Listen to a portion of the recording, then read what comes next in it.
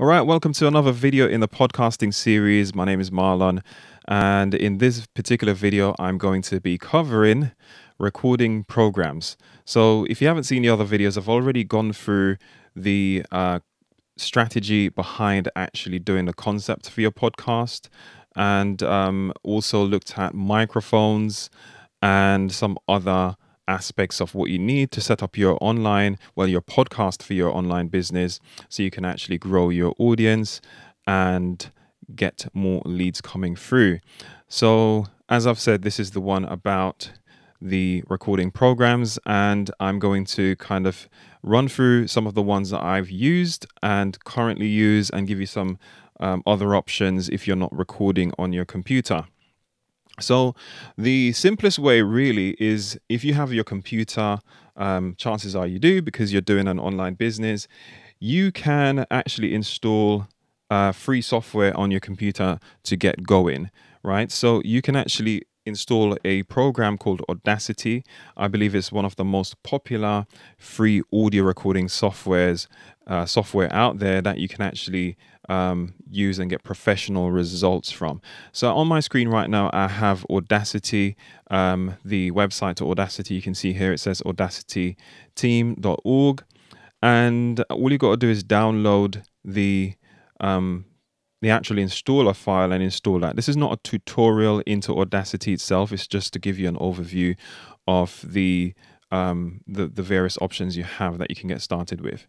So with Audacity, it shows you here the little thumbnail images that's swiping through what the interface looks like, but it's a standard audio recording software. You would actually it lets you record from any audio source that's plugged into your computer. So for example, this mic here that I'm using, it would show you it would basically show you the mic as a source in the settings if it's plugged in to USB. This is the Samsung Q2U. And you basically are able to record your audio waveforms and then edit the audio in here as well. It has full editing tools such as cut, copy, paste. You can actually do noise reduction. So if you have like some hiss or a bit of background noise that is not too much, you can actually remove it somewhat or reduce it significantly using the software here. It does make the sound quality a little bit inferior or a little bit less high quality, but it's a trade-off that if you're going to process the audio to remove noise, that's the sort of thing that you would need to do. So check out Audacity. That's where a lot of people start.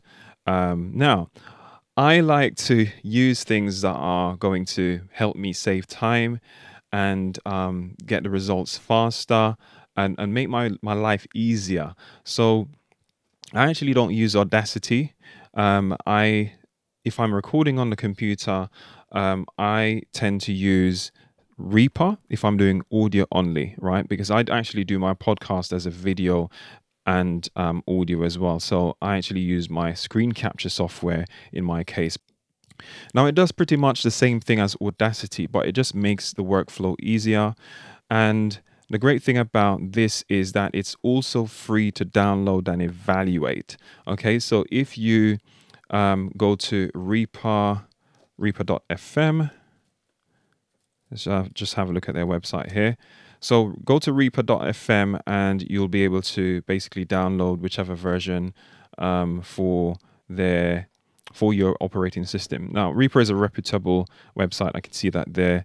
The SSL certificate, their security thing has expired here, but I can assure you that it is a reputable company and that the software is legit. It's used by hundreds of thousands of people across the world to record bands and to do things like that, and to record podcasts.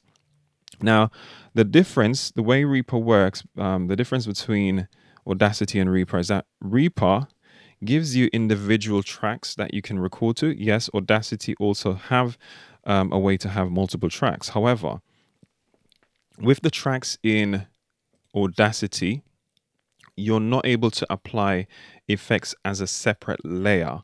Let's say you wanted to adjust the equalization of the sound to turn up the treble, turn up the bass, or reduce something. You have to sort of like do destructive editing to the audio in Audacity, meaning that once you apply that effect, it's baked into the sound. You can undo it, but you kind of don't have the granular controls that you would need. Let's say you want to switch off that effect and switch it back on and add other effects. You can't sort of individually use effects, and that's a restriction I find. But I'm more of a power user with audio. I basically do a lot of professional level audio, so I'm used to using things like this here, which gives you the option to add these effects as a separate thing to the recorded audio. So then you have more flexibility. And that's the main thing, really. As you can see, my audio waveform here is going up and down, or the meters is going up and down, because I actually have it picking up this mic here, but I'm not actually recording anything. So pretty much that's Reaper there. So Reaper is actually free to download, as I said to you, to evaluate it. But if you wanted to buy it, it's super inexpensive as well. I believe it's like $60 US. Yeah, there you go. So $60 US. It's a discounted license depending on your circumstances. So just read the page here. I think it's worth you buying it, because trust me, the value that you get for $60 is this. As you can see, if you buy it outright, it's $225, and I believe it's even worth more than that personally. Compared to other professional music production and audio recording softwares, this is great value that you can get here. So another great way you could record, let's say you don't want to record into a computer, is by using an external field recorder. So I have on my screen right now the Tascam Dr-40. I actually have this particular model as well. I believe they've moved on to newer models now. Well, how this works is that you plug your mic into it. So it has a professional connection on the bottom here, XLR connections, and it has the ability to let you record to an SD card. So you can put an SD card in, a standard SD card, record the audio, and then you can take that card out and bring it into your computer for editing. If you don't want to use something like this that have like professional connections and stuff, actually it has mics built into this, by the way, at the top here, so you could potentially record using those mics. But again, if you have watched my previous video about microphones, you'll see about noise reduction and that sort of thing, or the elimination of as much background noise as possible. You want to use specific mics that rejects those noises. If you don't want to use that one, there is the Zoom H1, which I've got in my hand here. This is a very pocket-sized recorder. It does have input and output for 3.5mm jack plugs, so you can go in with a mic that have those connections. The same principle applies. You then record to an external, to an internal card.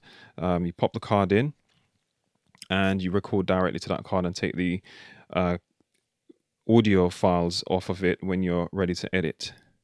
Speaking of editing, the editing can be done in Audacity as well as in here. I think I did touch on that slightly. So you have all your standard editing tools. Once you bring in some audio, you're able to cut that audio, move things around. You're able to actually inside this one here, inside Reaper, you're not able to do noise reduction out the box.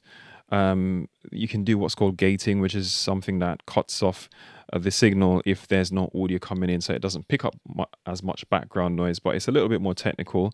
But you could use these two in combination. If you wanted noise reduction, you could edit in here and then bring it into Audacity to do just the noise reduction if you wanted to. There's a lot of different ways that you can actually go about recording and editing your podcast. You can even do it on your phone or your tablet. There are apps that allow you to do that on Android and on iOS. So it's just a matter of going with something, testing it out, seeing if you like it. But these are the options that I've used or I like, and that's why I'm sharing them here with you. Now, if you got any questions or anything, you can leave them in comments if you're watching this on YouTube. However, I do have my online community over on futurestepscreative.com, which is free to join at the moment. And you're able to see some of my other trainings, access my courses or anything that I have there resource wise to help you build your online business or grow your online business. So do check out futurestepscreative.com and check out the other videos in the series. Until the next video, I will speak to you soon.